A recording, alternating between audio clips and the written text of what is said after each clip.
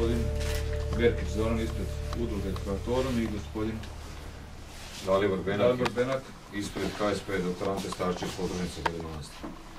Dalje ovdje je gospodin Zlatko Volodar, potpredsjednik stranke Zavjeta za Hrvatsku Osječko-baranjske županije, zatim gospodin Stefan Novak, potpredsjednik županijske organizacije stranke umirovljenika Osječko-baranjske županije, koji su ujedno bili putnici u autobusu, znači svjedoci ovih događanja. Ja ću sad krenuti s ovim priopćenjem, znači općenito pročitati. Udruge proistekle iz Domovinskog rata, obrambenog rata su udruge roditelja poginulih branitelja iz Bilja, udruga roditelja poginulih branitelja iz Đakova, udruga veterana 3. gardijske brigade Pune, udruga veterana vojne policije Osječko-baranjske županije, udruga Zavjet, udruga Kroatorum. Znači to su udruge koje su sudjelovale u ovom mirnom prosvjedu u Vukovaru i bili su članovi tih udruga, su bili svjedoci događanja.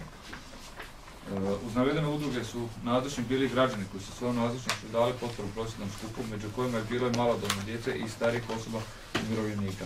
Navedeni sudionici su organizirani iz Osijeka, Đakova, Slavonskog Broda i Baranje dali potporu skupu u Vukovar, te se nakon toga uputili ka spomeniku poginulim hrvatskim redarstvenicima u Borovog sela, gdje je planirano paljenje svijeća i molitva. Oko 200 ljudi je došlo s 4 autobusa u centar Borovog sela kod spomenika, ispred kojeg je bila policijska patrola sa 5-6 policajaca.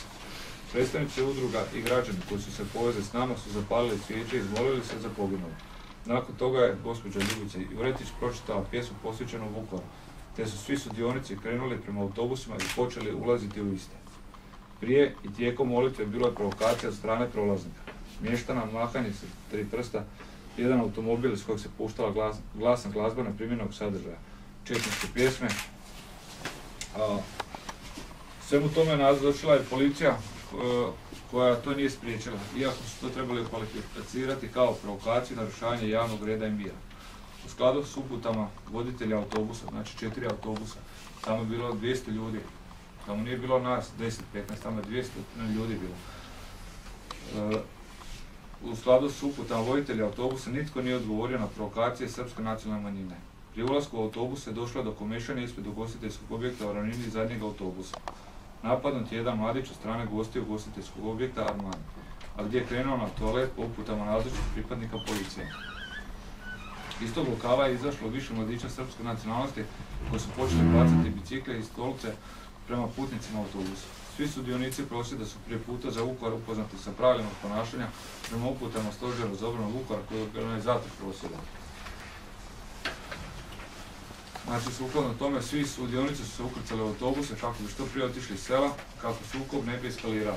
Ovaj nemili događaj zabilježen sa snimcima koji su objavljeni na internetskim portalima, a iz jednog snimka se vidi i sin pravoslavnog popa koji se prijepire sa policijom i telefonira. U medijima je objavljeno da je isti pretučeni da je završio u bolnici s teškim tjelesnim ozljedama, iako je vidljivo da ta tvrdnja nije točna, kao što nije točno i da je ugostiteljski objekt kamenovao. Smatramo da smo u navedenim okolnostima postupili ispravno i učinili sve da ne dođe do sukoba, a što ne možemo reći za prisutne pripadnike policije. Naime, osuđujemo Ministarstvo unutarnjih poslova iz razloga jer su njihovih 6 djelatnika krivi za ovaj incident koji se dogodio u Borovu. Za vrijeme paljenja 50 svijeća na spomeniku poginulih 12 redarstvenika ispred 6 policajaca, stanovnici koji su bili udaljeni 4 metra od nas dizale su provocirajući 3 prsta, pokazivali srednji prst, a iz crnog automobila su se glasno puštale srpske četničke ratne pjesme. Mi smo cijelo vrijeme dostojanstveno palili svijeće i molili se. Policija nije reagirala na provokacije srpske manjine. Krenuvši u autobuse i dalje dostojanstveno neki putnika koji smo uljudno povezli iz Vukovara imali su potrebu za malu nužnu, te su po uputi prisutnih pripadnika policije potražili toalet, a tako je vjerojatno jedan od njih otišao u obližnji kafe bar Armani. U par sekundi iz kafe bara je izletilo 10-ak troločnih mladića koji su na dečkiće bacili bicikl i žardinjeru sa cvijećem. Niti na te provokacije nitko iz kolone koja je bila na povratku iz Vukovara nije se obazirao, nego smo ušli u autobus i krenuli za Osijek. Zadnji autobus belomanastirskih tablica zadržan od strane 6 policajaca koji su putnike dodatno životno ugrozili na način da su isti preparkirali na parking tik do terase kafe bara, a ne dalje od samog incidentnog lokala. Fotografije postoje i pustit ćemo ih u javnost kad nam bude odgovaralo. Dokazi postoje i ako se na ovaj način bude vodio medijski linč protiv nas, pokrenut ćemo i tužbe. Svjesni činjenice da je prosvjedni skup ne ćirilice u Vukovaru protekao i bez i najmanjeg incidenta, sa gnušenjem odbacujem svaki pokušaj plasiranja neistina od strane policije i pripadnika srpske manjine. pitanje. Ima li još što za dodati? Evo, imamo, evo ovako, što se toga tiče, imamo i video snimak na kojem se vidi sinoć. To ono je na YouTube-u koja beže. Ne, imamo, ima još snimak gdje se vidi sin od tog pravoslavnog svećenika, kako se prepire sa policijom, kako razgovara na mobitel. Znači, uopće nije točna informacija da je on pretučen, da je, ne znam, u teškim vozilima, kako je. Mi vam možemo sad pustiti ako želite video. Ja bih se nadovezao, pošto je moj autobus, taj bio zadnji, s tim da su bila još 2 automobila parkirana pored, isto se vidi na snimci, pored kafića Romani sa somborskim tablicama. Mladić odlazi do tih automobila, zove svoga tatu koji dolazi. Mi smo zadržani na moju zamolbu policajcima, to su 3 mlada policajca, da nas puste, nisu reagirali. Napravili su propust u tome, pošto je to mjesto zločina, napravili su propust taj što su rekli da se sklone kompletno, znači stolice da se nesu barske unutra, da se sklone bicikle, žandarmijera, ona betonska, što je rečeno da je bačena na kafić. Vidi se da stoji sa vanjske strane ograde, znači bačena je prema autobusu, prema nama. Ja sam uputio tu dvojicu mladića, jer njegov kolega je izišao van iz autobusa, uputio sam im naprijed, pošto naprijed su stajali 4 policajaca, 3 do 4 policajca, i tamo je bio kombi policijski. Po onome što je gospodin Malčić rekao, imali smo kompletan protokol kako šta napraviti u slučaju incidenta. Gospoda iz policije nisu priveli tu dvojicu da su stavili u kombi, to je pod 1, trebali su, znači, napraviti svoj posao, sve unutra otjerati koji su bili vani, ostaviti sve na mjestu zločina što je bilo izdočeno van iz kafića, ograditi to. Jedan policajac je trebao ući u autobus i odvesti nas sa toga mjesta zločina, jer mi smo bili ugroženi. Kod mene u autobusu se nalazilo kompletno vodstvo stranke HSP dr. Ante Starčević i to ogranak Beli Manastir. Ja kao predsjednik HSP dr. Ante Starčević ogranak Beli Manastir, Dalibor Venak, Jadranka Orešković kao tajnica stranke, gospodin Kristijan Matić kao moj potpredsjednik, gospodin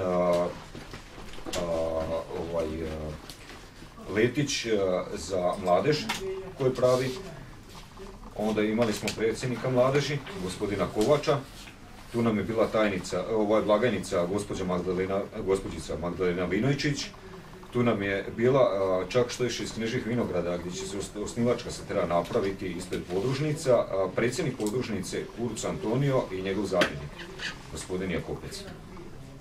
Oni su nas zadržali nekih 15-20 minuta, s obzirom da me je zvao gospodin Berkić i gospodin Malčić da se vrate, govorio sam ne, jer sam znao da bi došlo do eskalacije sukoba i dalje.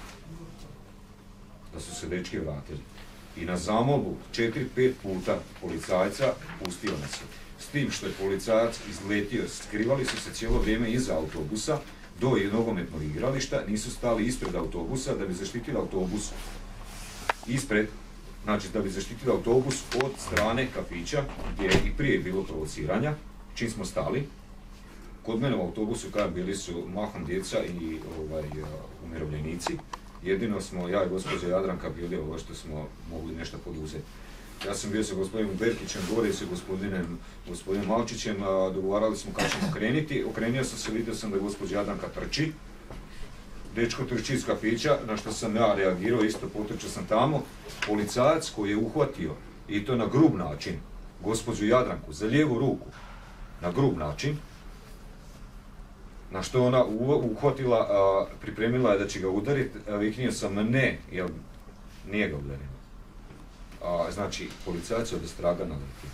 Nisu uopće bili naprijed da spriječe uopće to da se dogodi. Da su i bili stajali ispred autobusa, mogli su to dijete putiti gdje da obavi tu malu nuždu. A ne da mu prijete da će biti pisana kaznena prijava zbog obavljanja javne te male nužde na javnom mjestu.